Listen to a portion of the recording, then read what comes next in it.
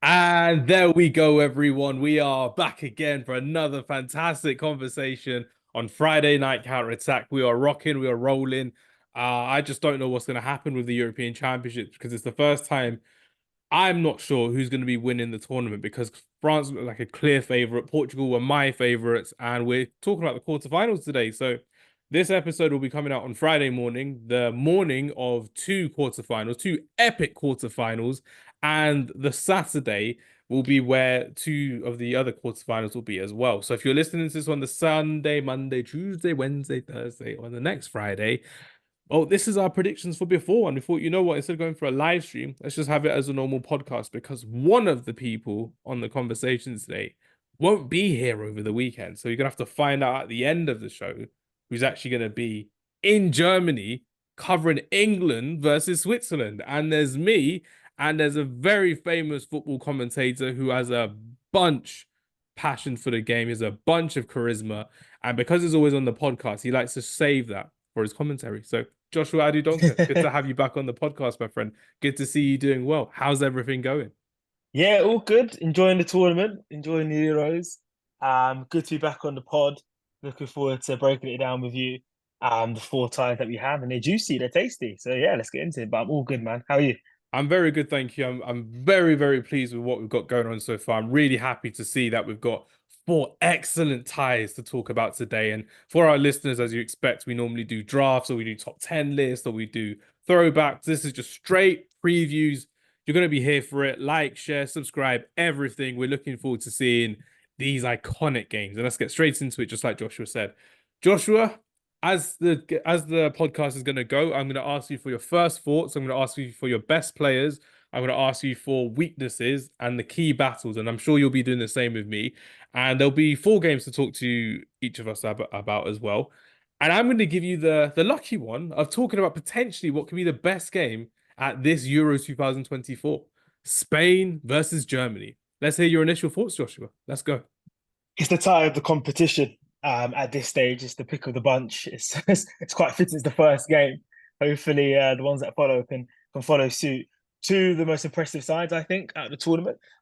Spain's attacking force of Nico Williams, Lamine Yamal has been fantastic. Morata, the old head. I say he's old.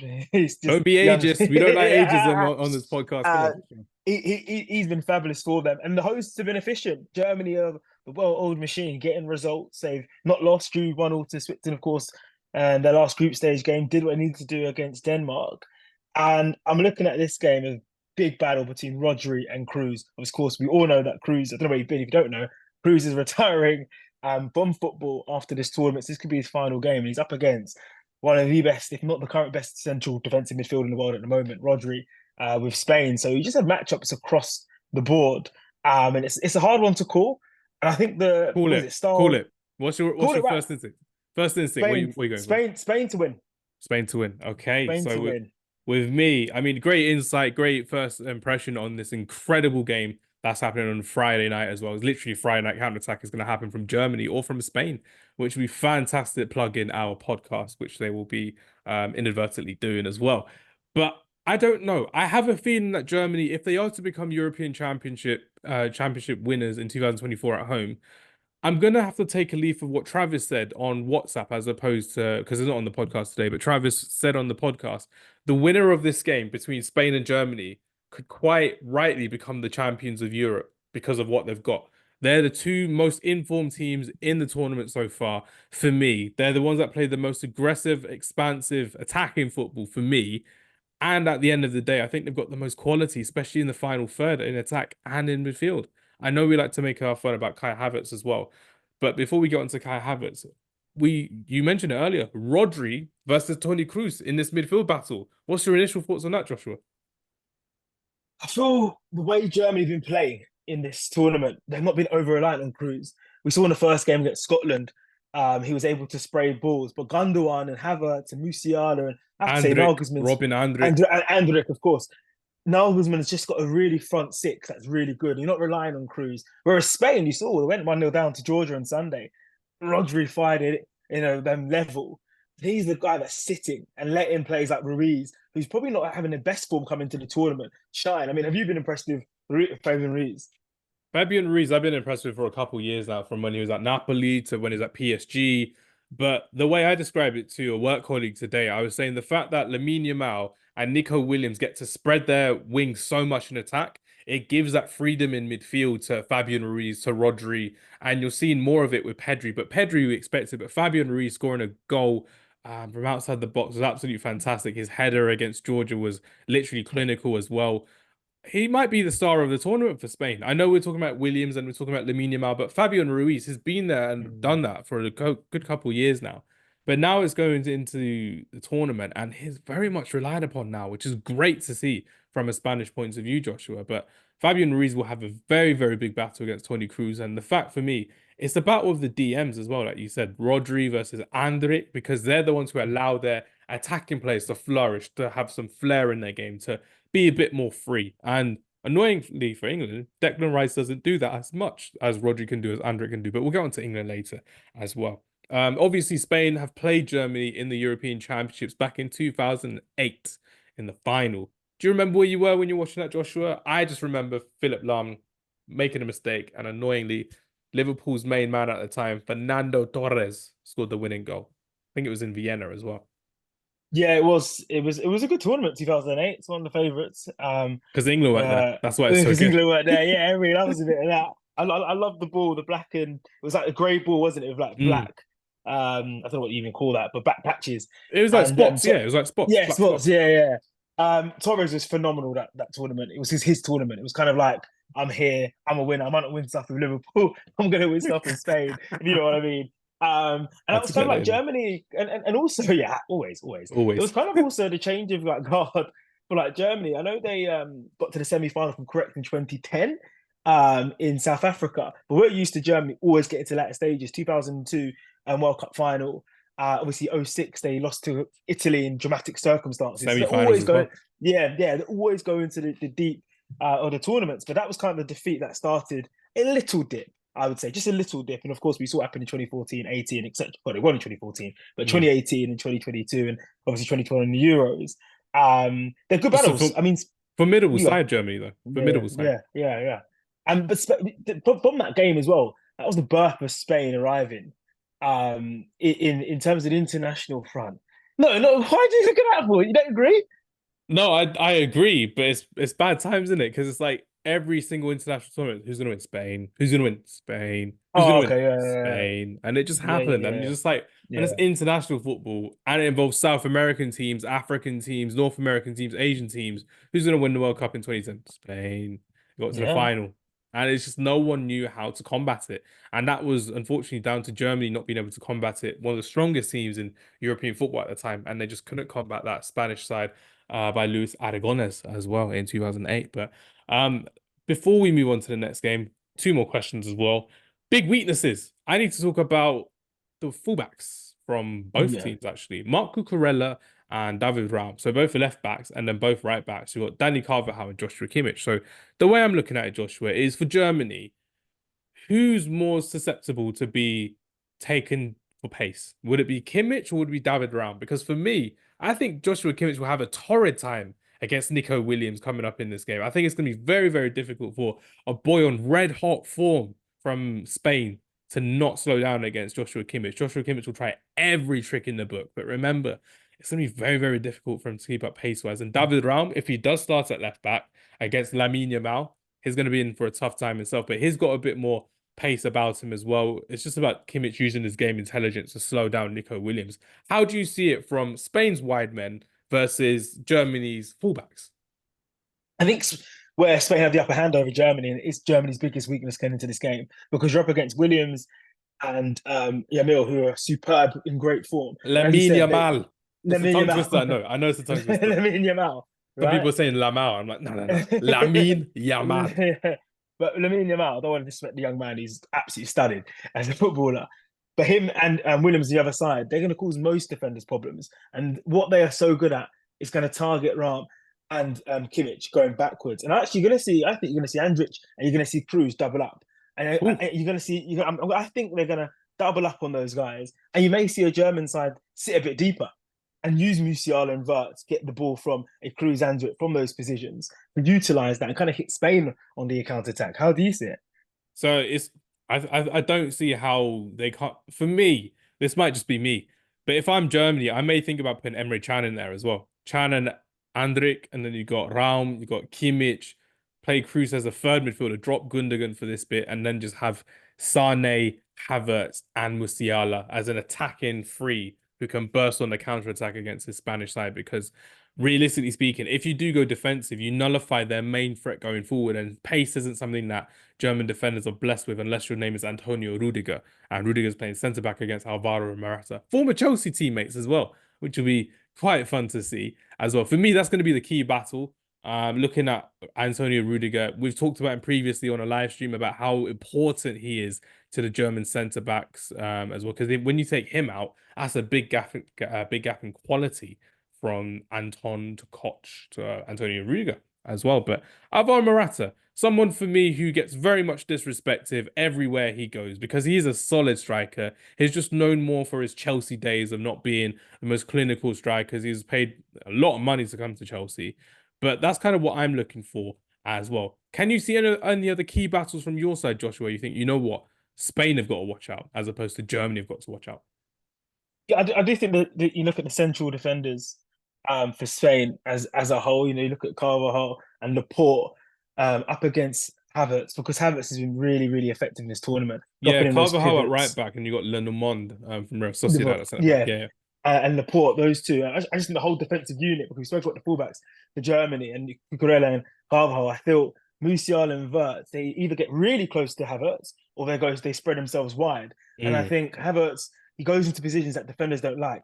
It's not like Lukaku up against Saliba. He's going to go physical like we saw on Monday. You're going Man to to be able man. to Yeah. see man to man. You're going to see attack the spaces. And I think Spain have to make sure there is no space behind Havertz for Wirtz and Musiala to expose. And I think from a Spanish point of view, they need to get. That's why I think it's a fascinating matchup where I think Spain will dominate the possession. They can't let Germany dictate those two players. I don't know about you, but I think Wirtz and Musiala, half the job is keeping them quiet, and then you're able to give the ball to like a Williams and a Yamil. Mm. Oh, for me, because you just heard it there, I don't think Wirtz would be great to start in this game. That's just me. Wow. I'm a big fan of Florian Wirtz, but you Okay. need pace against Marc Cucurella. You need someone like Leroy Sané because we saw against Georgia, that's what Cucurella was struggling with. Even though Spain won convincingly, he was struggling in that first half due to Mikoadze and Kvaratskhelia from Georgia breaking on the counter attack as well. No one's quick for me as much as Leroy Sané is. So I'm looking forward to seeing how he can do going into this game. But it's just about if Julian Nagelsmann starts Leroy Sané again over Florian Wirtz like he did against Denmark as well. Because for me, their shining light attack is Jamal Musiala. He's been a wonderful player to watch. So much flair, great technical ability on the ball. He may go down as player of the tournament for me. And this is where you get this is what I like about the European Championship. It's when you get people who don't watch football or don't watch European football, I should say, get to know all of these players from around European football and they get to go, wow, this guy's great. And we've spoken about this before, Joshua, as well, about how it's not Yeah. because they don't watch German football or Champions League. It's just generally because they can't afford it. They can't afford to watch TNT Sports or Sky Sports or whatever it is. And they've seen it on BBC and ITV for the first time. It's on Freeview TV in the UK, free in a lot of countries around Europe as well. And they're like, wow, I get to enjoy this guy properly. And Jamal Musiala, that goal against Denmark, he left Anderson on toast. Was it Joachim Anderson? I'm pretty sure it was Joachim Yeah, it Anderson on was. toast. It was a bad game for Anderson. Yeah, Mm. Musiala is special. I have to agree with you as well. As it stands, heading into the quarterfinal, he's the player of the tournament. Everything about him, everything that's good about him has been seen in every game. The half turn, the control, the final ball, the finishing. Really cold as ice. And as I said, if you keep him quiet, that's half the job for Spain. And obviously, I think Spain will edge Germany. Keen to get your thoughts Come on then. on the prediction. Score prediction time, Joshua. Where are we going with yours? 2-1. 2-1 Spain. 2-1 Spain. Oh, Yeah. oh. Yeah. I'm going 3-2 Germany after extra time. 2-2. Okay. I'm gonna see a banging goal off the bench by Nicholas Fulkrug. Oh, if that comes off. If that comes off, that would be crazy to see as well. But yes, that's one down, three to go. Joshua, let you lead the France versus Oh, Portugal conversation. I'm ready for any questions, any comments. Let me hear it, my friend. this is mouth-watering on paper. Before the tournament, you look at these two sides, the two favourites. Your favourite, Hamza, Portugal. They It's are my your favorites favorites. up against the former World Cup finalists.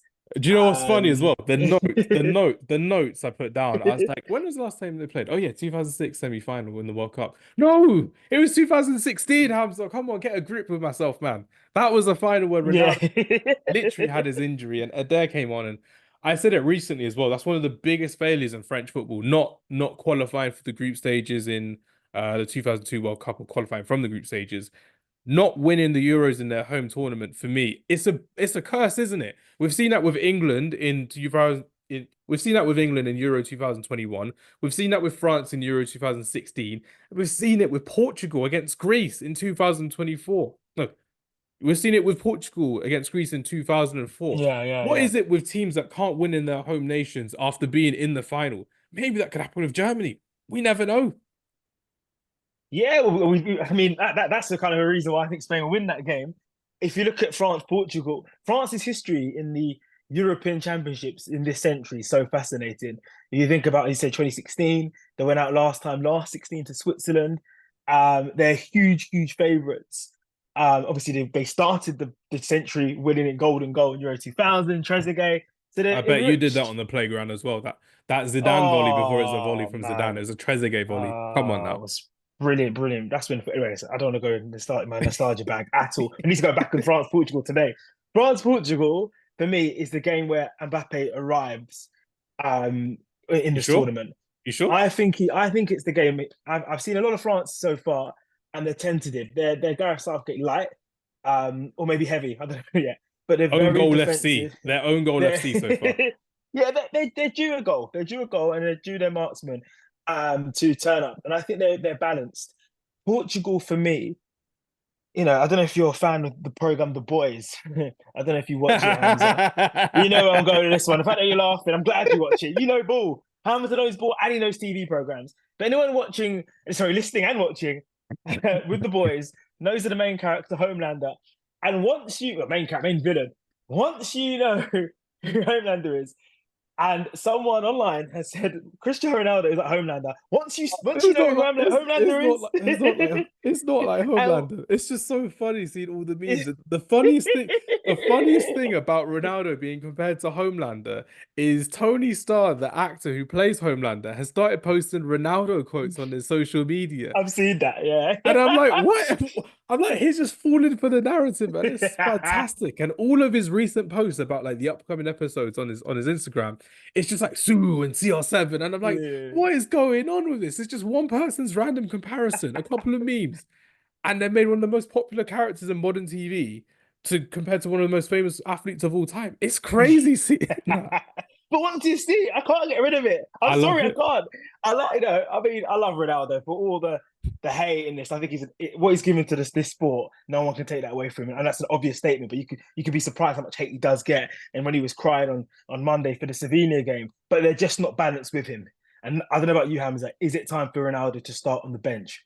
Let's break it down. Simply, no. Don't start him on the Wow. bench. Don't start him on the bench. Unless you're playing a false nine, for me, for Portugal, I wouldn't start Ronaldo on the bench for me. Because we saw what happened last time when you had all those chances missed by Gonzalo Ramos against Morocco. Unless you change your tactics completely. False nine with Diogo Jota, then you've got Rafael Leao left wing, you've got Bernardo Silva right wing. Maybe João Felix coming in as a false nine. I don't see Gonzalo Ramos as the answer because he's not been vocal enough for PSG to start him every game. He's not been the main man at PSG. No one can be when Kylian Mbappe was there. But he's not even been breaking 20 goals in a season. Cristiano Ronaldo has still got that Euro. I keep saying it in full. He's still got that Euro 2024 sharpness. There's a reason why Roberto Martinez played him in that third and final game of the group stage against Georgia. It's not because he wanted to score a goal. It's because he's getting him up to match fitness. Just like how N'Golo Kante has been playing every game for France under Didier Deschamps to get him up to European match standards again, which is great to see from both teams. And both of these teams will have someone who's very prominent in their team that's playing in Saudi Arabia. And another topic for another day, but it kind of goes to show Saudi Arabia isn't be all and end all. So maybe if Southgate wanted to pick Henderson, maybe it could have been the answer. We don't know. We won't know. But I'm definitely not Team Henderson as well. But back to the matter at hand. Ronaldo has to start again for me because why drop him after stepping up as that first penalty taker in the penalty shootout against Slovenia, scored. He apologized. His teammates, Gareth, bailed him out. Absolutely, no doubt about it.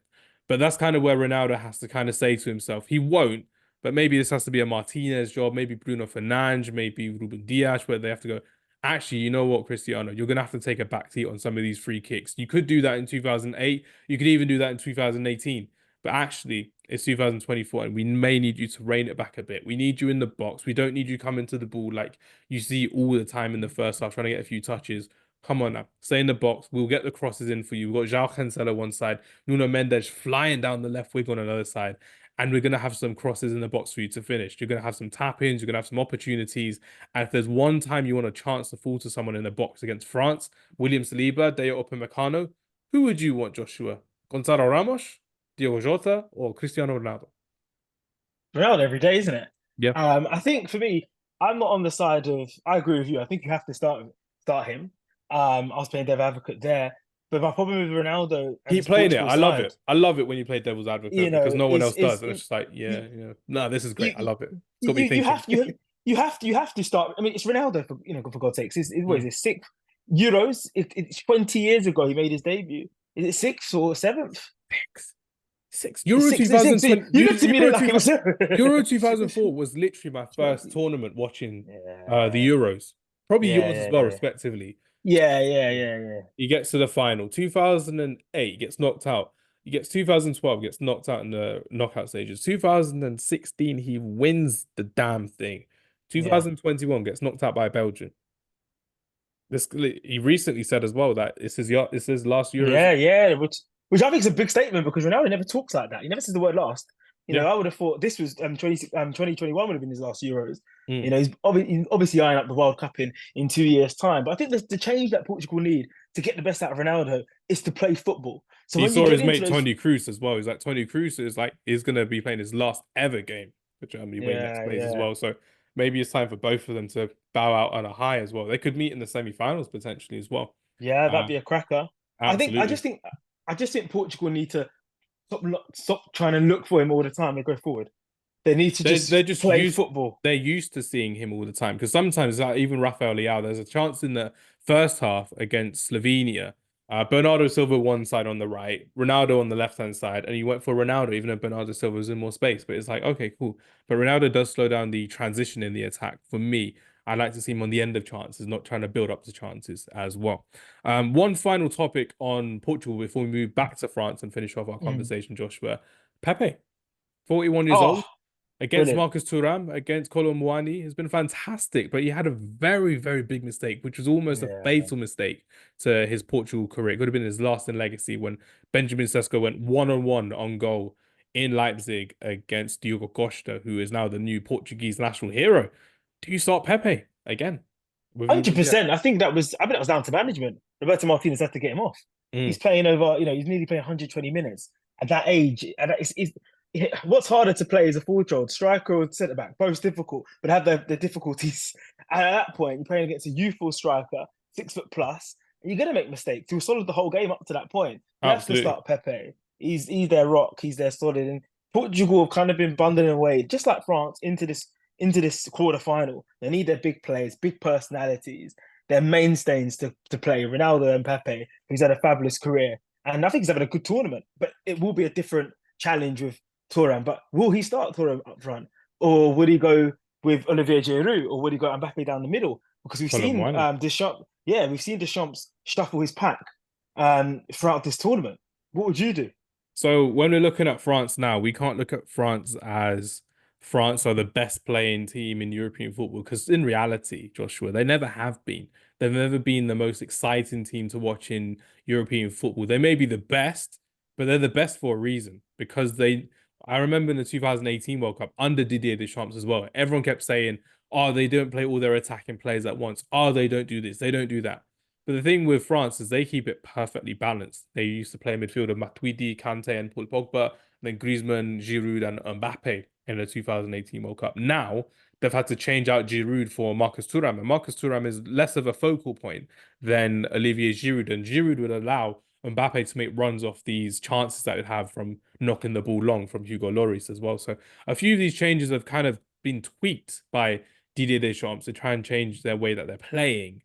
But I don't see any major changes. Kante's been absolutely fantastic. Tchouaméni, unbelievable. Rabiot, I believe, is suspended for the next game Yeah. as Mhm. well. So maybe it's going to be Tchouaméni, Kante, and Griezmann in the middle. But Griezmann hasn't really lit the seat up as he normally does. But that's because he's playing a more of a team role as opposed to being a starring light in his side as well. But Mbappe has to stay on the left.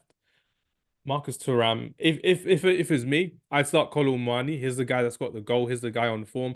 I'd give it to him against Pepe and Ruben Diaz. Be a battering around for 60, 70 minutes. And a lot of these radio presenters, you would know as well, Joshua, are using terms like finishers now. Like they're finishers. They're starting the game and they're finishing the game. Like it's a rugby game, for Mm. example, as well. So maybe that has to be the role of Kolo Muani for 30 minutes off the bench, or maybe he has to be the starter, which would be good. But in conclusive evidence, their defense has been fantastic.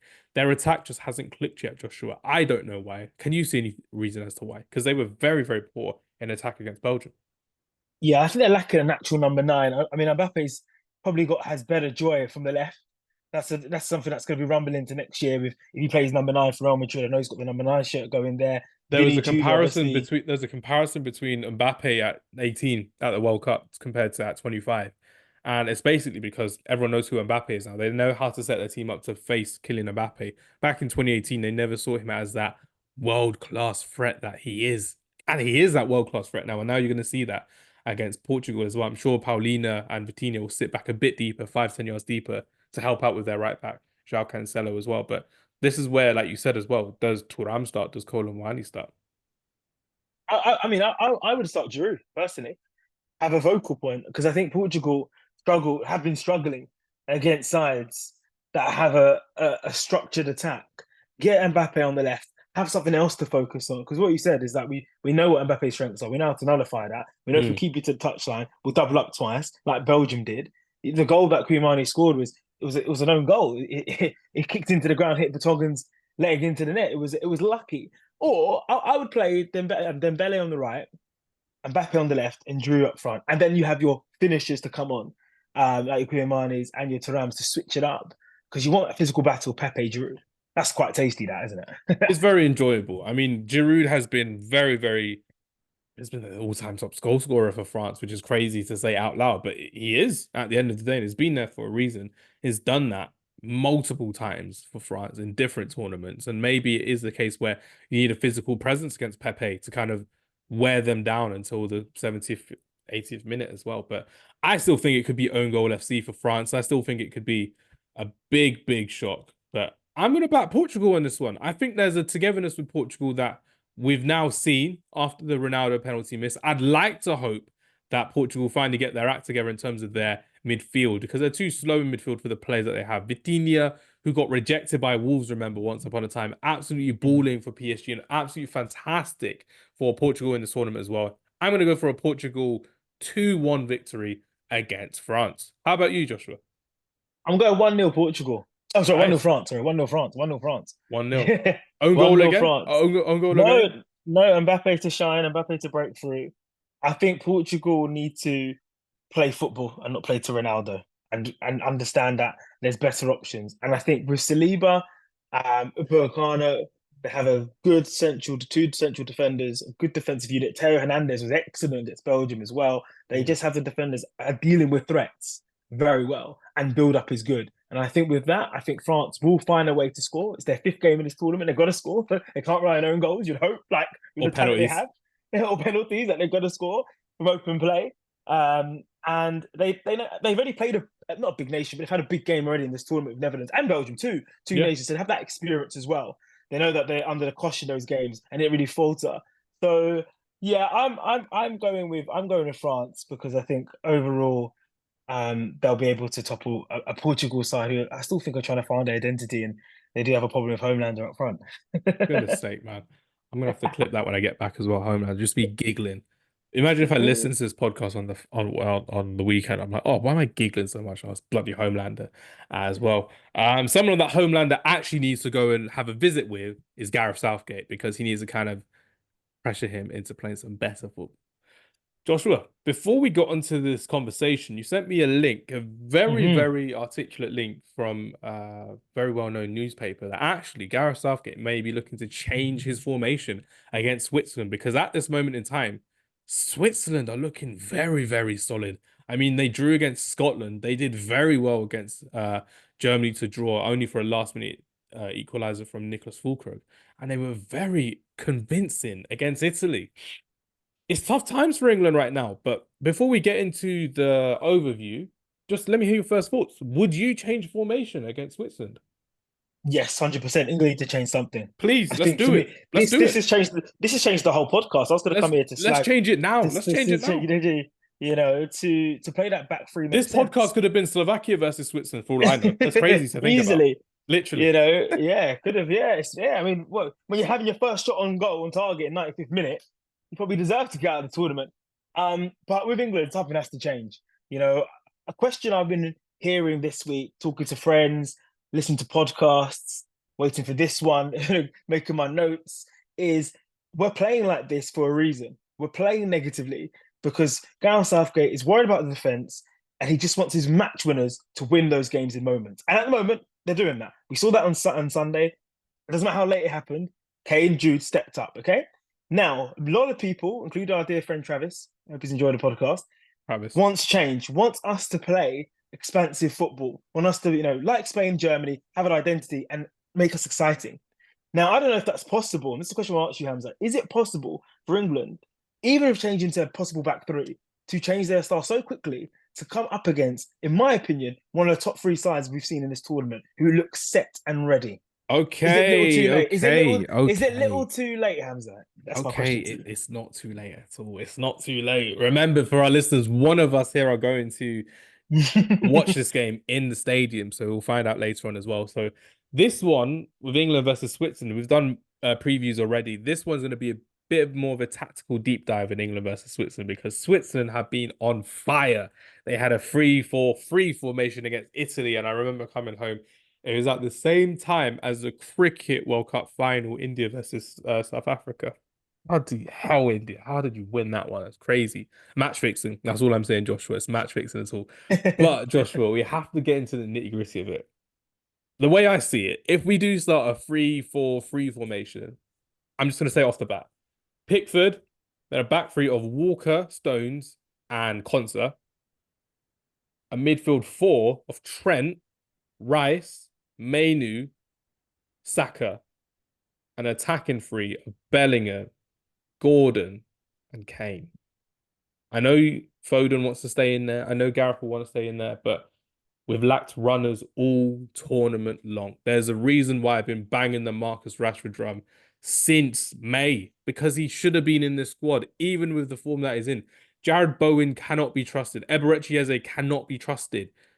The way I see it, we need to get the best out of Harry Kane. And I'm explaining it to work colleagues who don't watch football as much. I'm saying the reason England are playing bad is because their best players can't shine, because in their systems that they play all year round, and I was remembering when I was talking to them, Joshua, I was saying, I'm going to note this for the podcast today.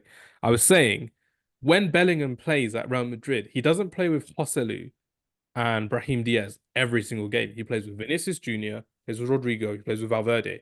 Three very good runners. They may not all be the quickest players, but they run off the ball, they work hard, and they get in behind the defense. Harry Kane.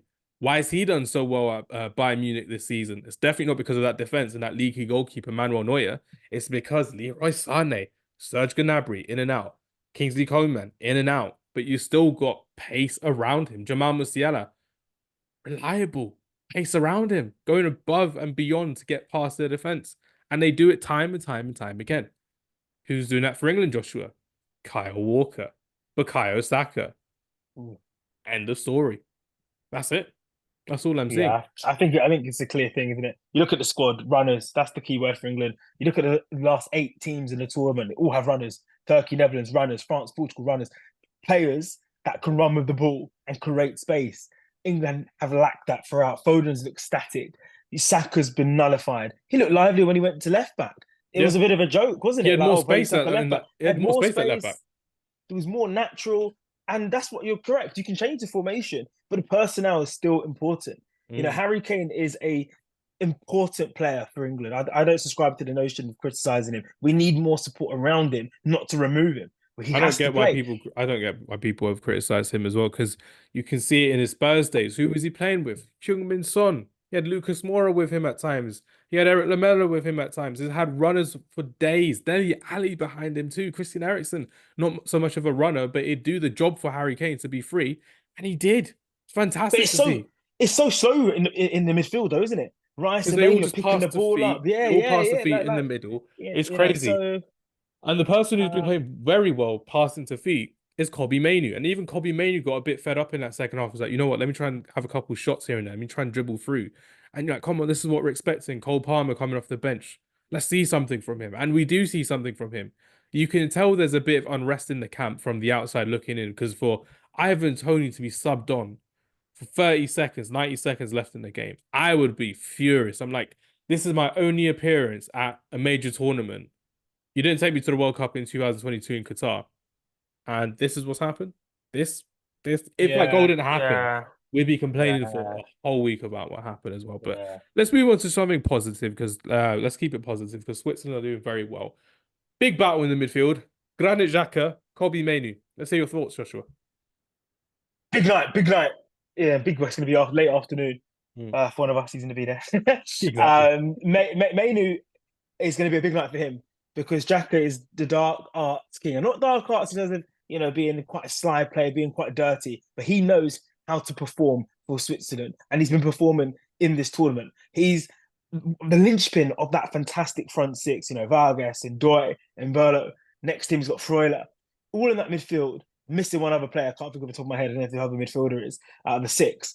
But those five, we leave the other player out, are performing at such a high level that they're only side so far to say Germany, we can play at your game in your own back garden. We can go to Frankfurt and push you to the last minute. And they've got that confidence. Italy were pushed to one side. Mainu, though, is how can Xhaka get close to Mainu? Mm. Because Mainu is the player that receives the ball from Declan Rice. He will scan the pitch. He'll make things happen. What was so beautiful about Mainu on the weekend against Slovenia, he was making things tick. He won 2 free kicks, pick up the ball, nothing's around him. I'm just going to go drive. And then his connections also, Mainu, which is really good with the fullback, someone like Walker or Trippier, and with Saka and Foden, if Foden's playing or Saka, in terms of how the triangles are made. So a lot of those last men runs were going in were Kobe Mainu. Xhaka will be following that. So that's why I think the battle's interesting. How will Mainu adapt to being, I wouldn't say man marked, but to a certain degree, but in knowing that those runs that he's very prolific about, it definitely in Man United's shirt, and we saw a little bit of that on Sunday. How would Yes. he deal with that pressure? And how is he, to ask you, how is Mainu going to stop Xhaka? Because I've touched on how Xhaka may look at Mainu, but how is Xhaka going to, how's Mainu going to stop Xhaka? Because when he gets going, the players around him get going, like Freuler and Doy and Mbello and Vargas, who are scoring And really the good two goals, wing by the way. backs as well have been Yeah, fantastic. yeah, yeah, Wigmer yeah, and Abishner as well. yeah. Joshua, the plain and simple answer is Declan Rice has to have the game of his life for England to be in this battle, because he can't be a Casemiro and leave the 19-year-old to deal with everything himself. He can't be that guy. He has to stand up. He can't be the guy that goes, oh yeah, I back all my boys, I back all my boys, like he says in an ITV interview. Back them on the pitch, Declan. That's what we want to see. That's what we expect from you. We can't have you complaining, squabbling. We can't have you worrying about stupid little things that you're hearing in the media. We need Declan Rice to stand up as a leader. He's £100 million man for a reason. Arsenal fans, such as our good friend Matthew, back in the Net Podcast, shout out, have said Declan Rice for £100 million was a bargain, was a pretty good deal for them, and they should be paying West Ham more. But for England, are we seeing that £100 million man? No. It's like with Phil Foden. I say it all the time. Phil Foden has been for England for so many years, and everyone likes to escape his criticism because he's been the best player in the Premier League. Yes, he is, but not everyone supports Manchester City, so not everyone has to be gassed about Phil Foden. I'm certainly not, because we were always at the end of it. We see the best of him every single time he plays against us. Scores a bloody hat-trick against us a couple seasons ago. It's just worrying because we don't see that version of the player.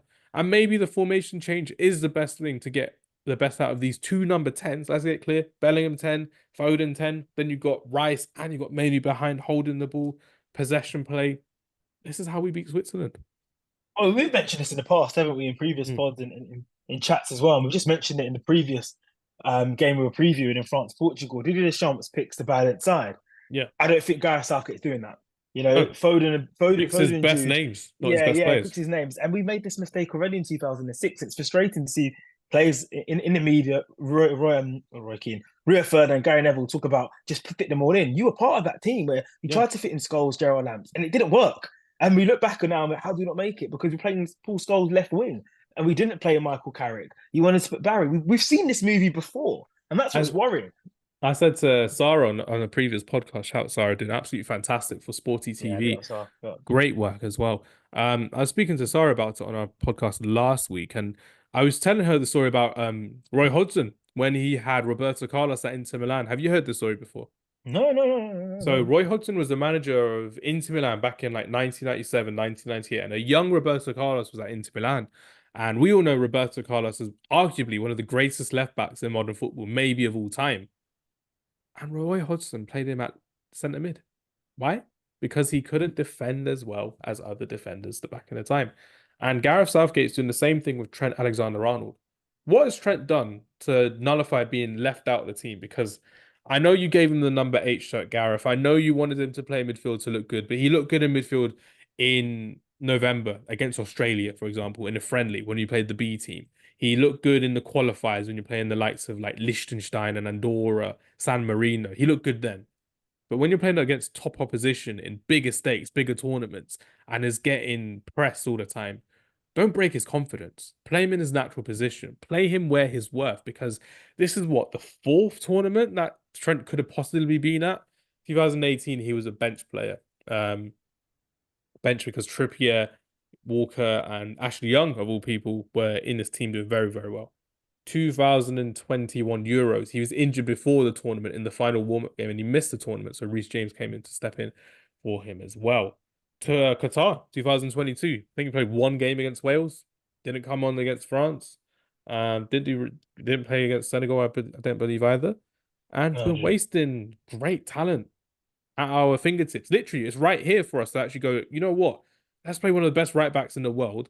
Forget about the defensive side of things, because if it means that we have to play Konsa Stones 5 yards deeper or 10 yards deeper, actually, Konsa's got the pace. Maybe Walker drops into left back. Maybe Trent has to play left back. Maybe there are options. But realistically speaking, Trent needs to play. If especially, I'd like to see him at right wing back. It'd be great. I'd give him that freedom that Trippier had at the Euros. It'd be absolutely fantastic as well. But before I end up rambling, Joshua, let me hear your final thoughts on the game, your prediction, and your scoreline. I think it's gonna be a difficult one. I think my heart always want England to do well. My head's saying that Switzerland will have too much for England. I think we'll be done in moments, regardless of formation changes. I don't think we can change the way we're playing overnight. These guys have been together for over a month now. I'm looking at a 2-1 win to Switzerland in this game. England faltering. I do see Foden getting himself on the score sheet. But I don't see Switzerland. I don't see England scoring more than Switzerland, quite frankly. The pain is real. I'm going for an England win. Is that your heart, Hamza? It's your heart, isn't it? Not your head. That's you're a wise man. My heart saying England are going to win. But we've been here before, Joshua. We've said it before where all the odds were against Manchester United versus Liverpool in the FA Cup quarter-final. All the odds were against Manchester United, against Manchester City. As part of being a football fan, sometimes you have to go with your gut. There's a reason why I just had to look down, because I kind of just I was getting a bit gassy thinking about it. So my gut and my heart say England 1-0. I think we can stop the scoring. If we change our formation 1-0. My head definitely says Switzerland, because Switzerland, they're an on-form team. Can you imagine how embarrassing it will be, Joshua, for Scotland to draw against this Switzerland team and we lost against them? Embarrassing doesn't Yeah, even I know. I explain mean, it. it's interesting because you talk about the side of the draws, and we've heard a lot about that. We know what the side of the draws are. We know who's facing who. If England played a bit more, just a little bit more confidence and with more conviction in these first couple of games, we'll be sitting there thinking it's coming home. We'll be saying we're laughing. Switzerland and Turkey, Netherlands, that's the 3 teams that England have to beat to get to a European Cup final. And we're sitting there thinking, that's what's gone wrong. That's what's disappointing. In respect to these 3 teams, this is the weakest of the 3 teams. Netherlands, Turkey, Switzerland. If you were to take one out of a hat and you got Switzerland, you'd be like, yeah, cool, I'll take them. Beginning of the tournament, you take Switzerland. But now, when you're looking at it, Shaqiri's bench because you got Mbolo, you got Ndoye, you've got Vargas on great form. My last question on England versus Switzerland, because I we can't not talk about it. Manuel Akanji versus Harry Kane. Let's talk about this battle because this is Yeah, where everyone's been saying, "Oh yeah, Harry Kane's been dropping too deep."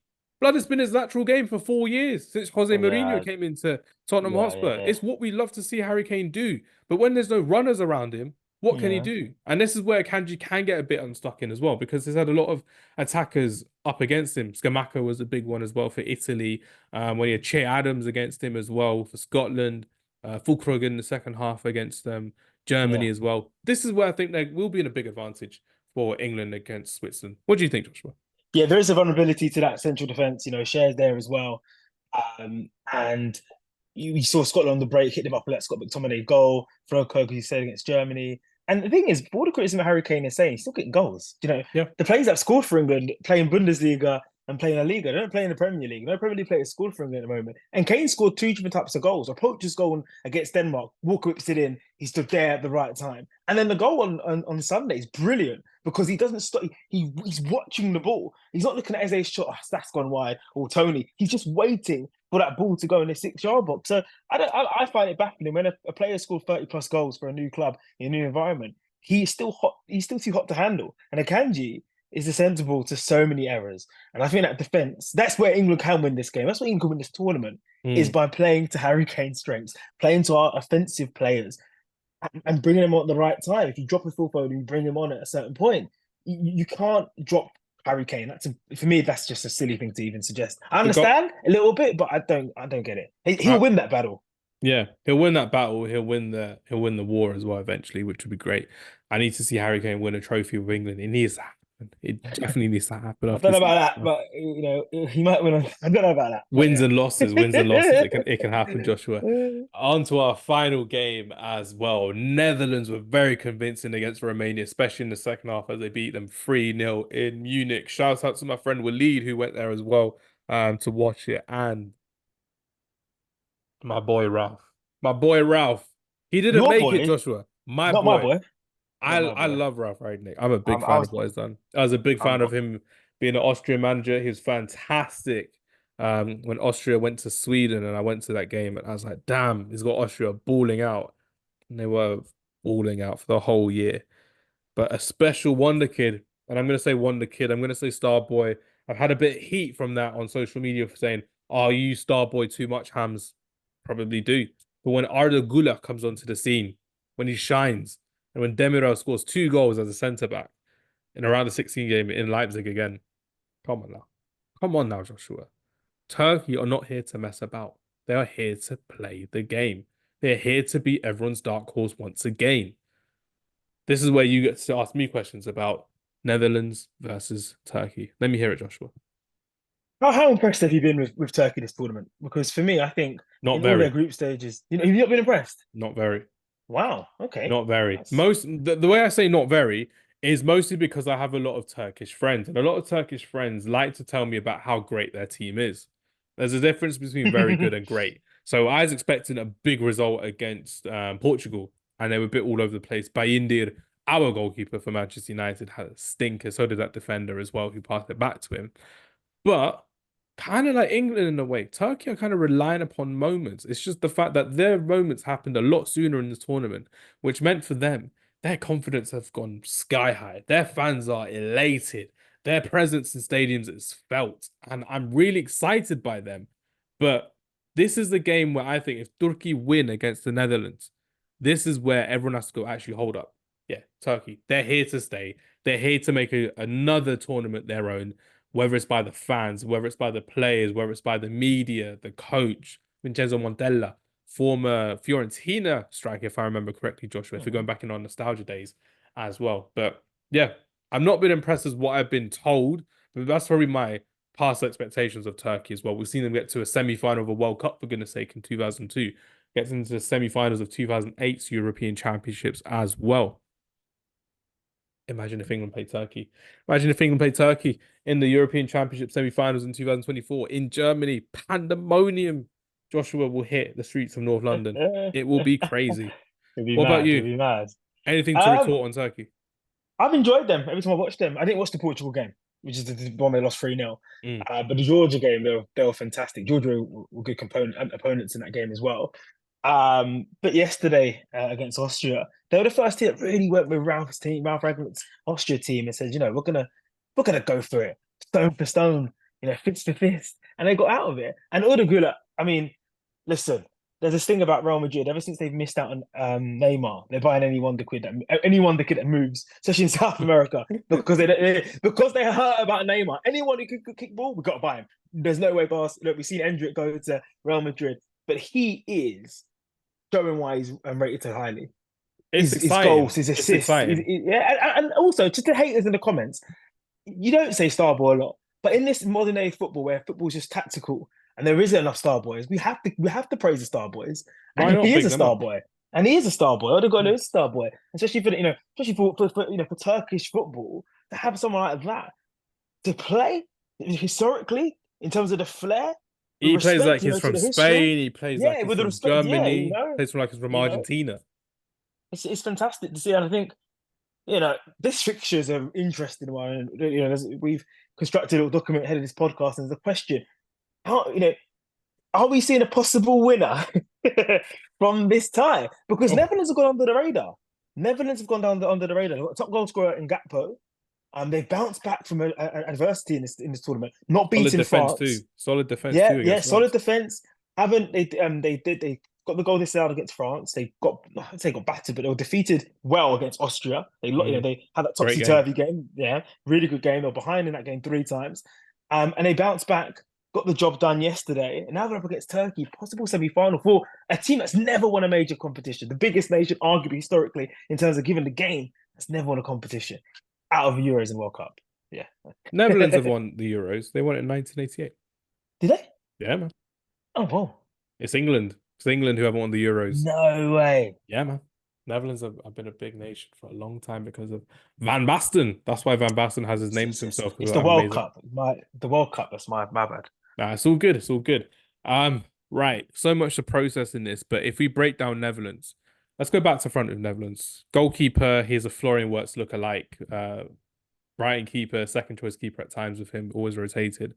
Defense is their main strength, and it works so well. Virgil van Dijk has been poor in the group stages, but fantastic in the knockout stages. From my initial analysis of him as well, because I expect so much from Van Dijk. When Liverpool fans have said, "Oh, he's the best centre back since sliced bread has been existed," Van Dijk, you're expecting everything to come from him, but there's only so Yeah. much a defender can do, and that's why there's playing Stefan de Vrij next to him as well, who can also cover for his shortcomings elsewhere in the pitch instead of Mickey van der Ven, who's a bit inexperienced and may not be as tactically aware and in the right positions where Van Dijk wants him as well.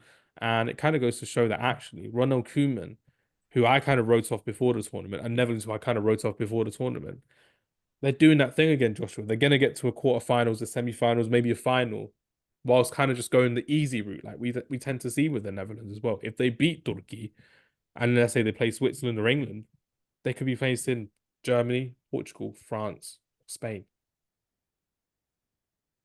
Yeah, they'll be underdogs for Unreal. those ties, respectfully, wouldn't they?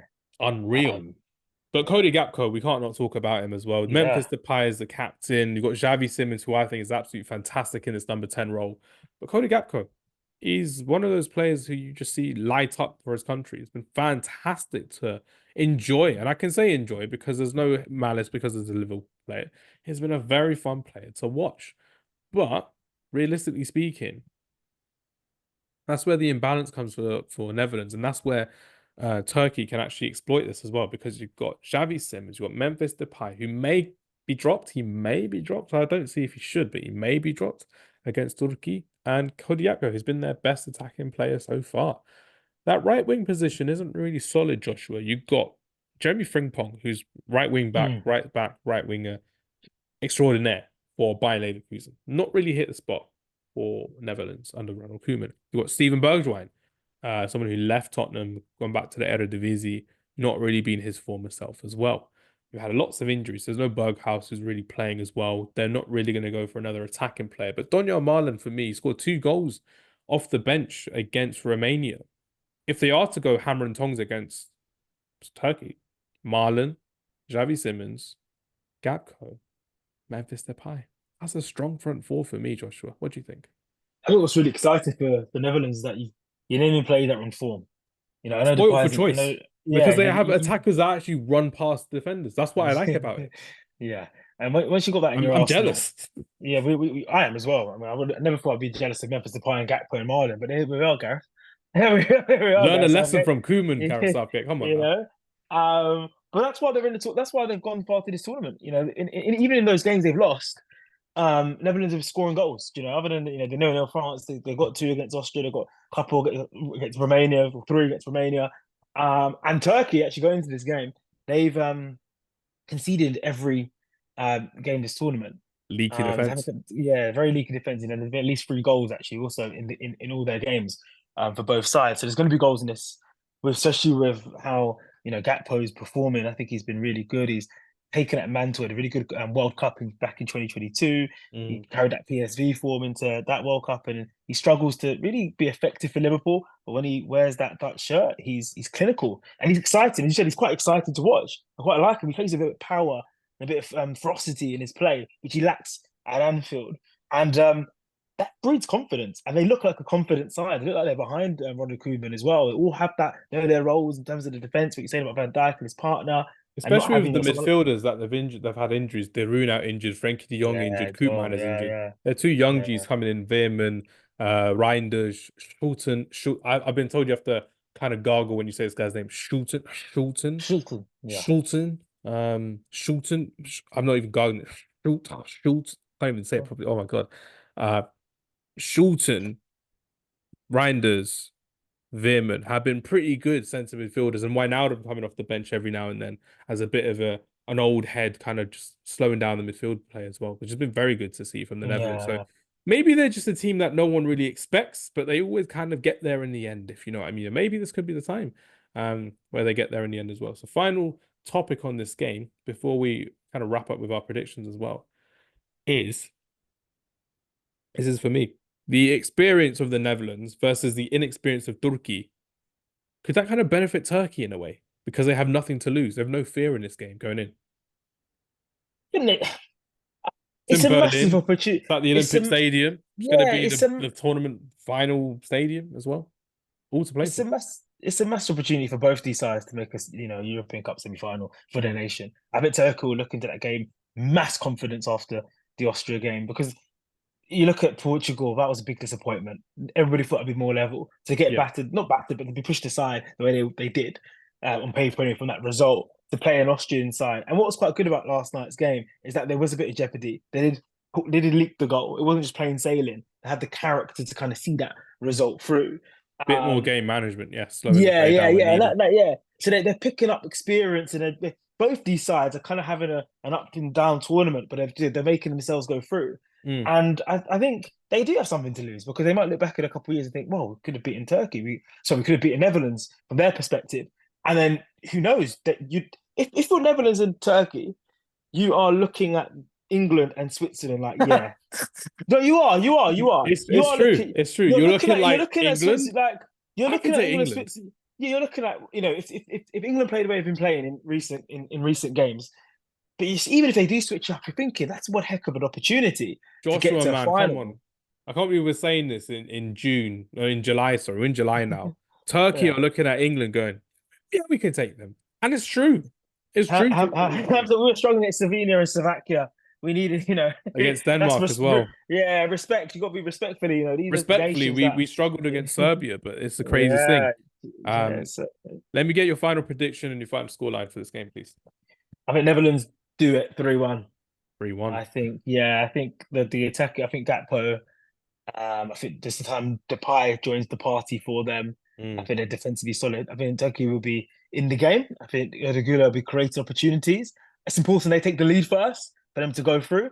But I just think Netherlands will have too much for them for the full 90. I think they've been brilliant this tournament, as I said, outside that Portugal result. But Netherlands are cooking.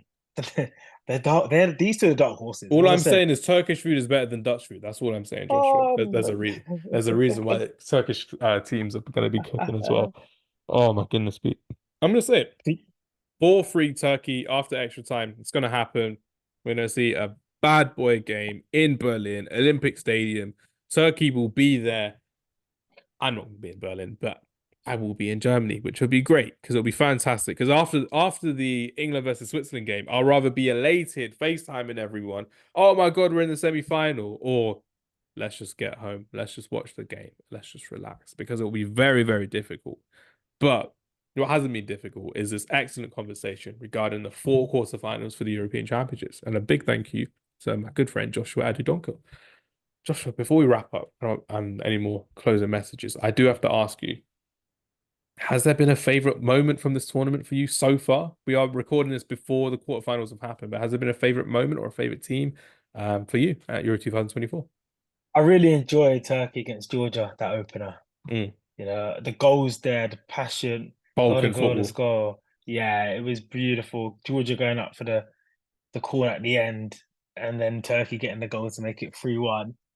Um, that's been actually my favorite game of the tournament, which might surprise a lot of people. But I do think since I look at the Netherlands against France and sort of like since that game, the football's gone downhill a little bit. I just think it hasn't provided that excitement as it Clearly, did in those clearly, opening. clearly, defense wins titles because we're looking at Oh Spain balling man. out, Germany ball out, all the other big, historic, big nations. Yes, defense. Stay a bit back. Let's relax. Let's chill. We'll be okay. How about you? How about you? What's been yours?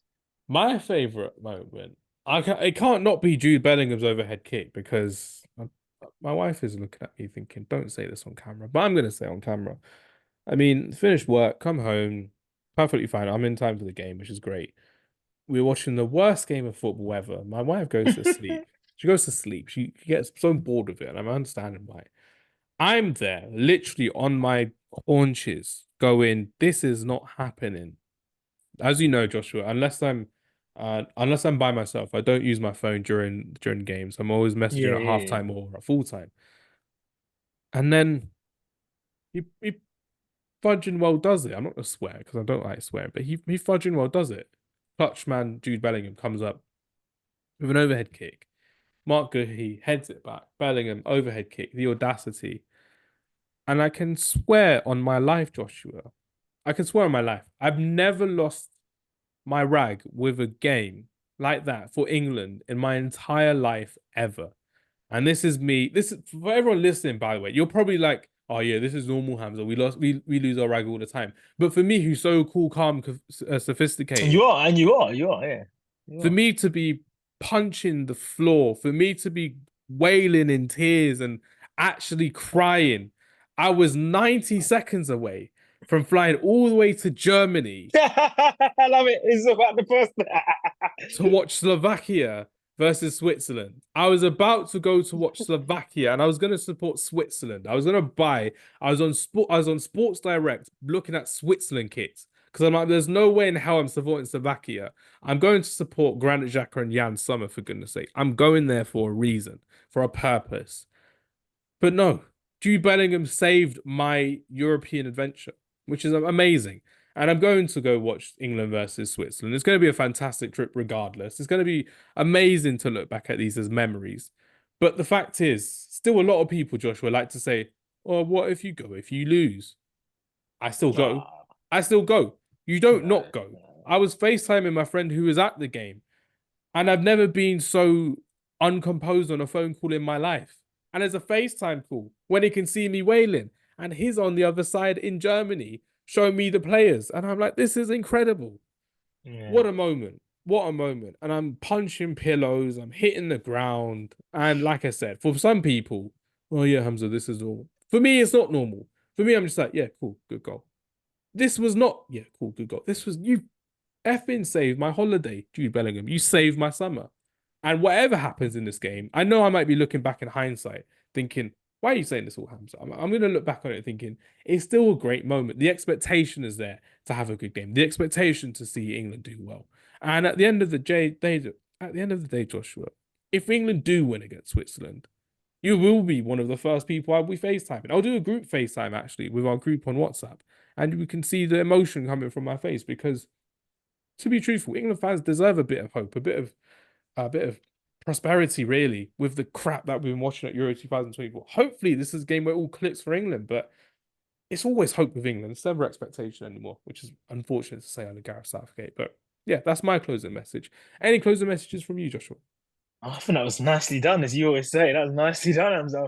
I'm very, very jealous of you going um, to watch England versus My Switzerland. bank balance isn't, believe me. Um, My bank balance has got the and proof of I think insurance. it's gonna be a good game, though. I know we've only done the preview, but it's gonna be a good game. I think Switzerland playing that brand of football is Mm. gonna urge England to wake up. I think that's gonna help, and maybe like bring the There's best no out of chance of us. England sitting back against Switzerland No, because no. then they're going to keep coming at them. Switzerland do it all the time. They're doing it against Italy. They're going to be uncompromising and they're going to be ruthless against England. And England have to show what they're made of in this tournament. It's now or never for them. It was now or never from the Serbia game, for goodness sake. And clearly the message hasn't gone through to them. Yeah, it's It's disappointing, like with but me sometimes on my days off playing PlayStation till 1 o'clock in the morning. Actually, Hamza, you may have work in a couple of days' time, so you may not sleep the next couple of days. You may want to go to bed at 11. Doesn't ring through. But they're professional footballers. It should ring through to them. But no, everyone, thank you very much for listening. It's been a big pleasure to talk about the European Championships, just 4 games in total, like we normally do. Fantastic as well. Do check out Joshua Adu Donkor on his social media channels, which we'll leave in the description. Bigging up on TikTok. I'm loving to see more of it, Joshua, which is great to see. Fantastic work over the Copa America and for the European Championships as well. I'm looking forward to seeing you more on Sky Sports as the season comes up. So big news coming for Joshua Adu Donkor. Stay tuned. Everyone, thank you very much for watching. Take care and goodbye. take it easy, guys.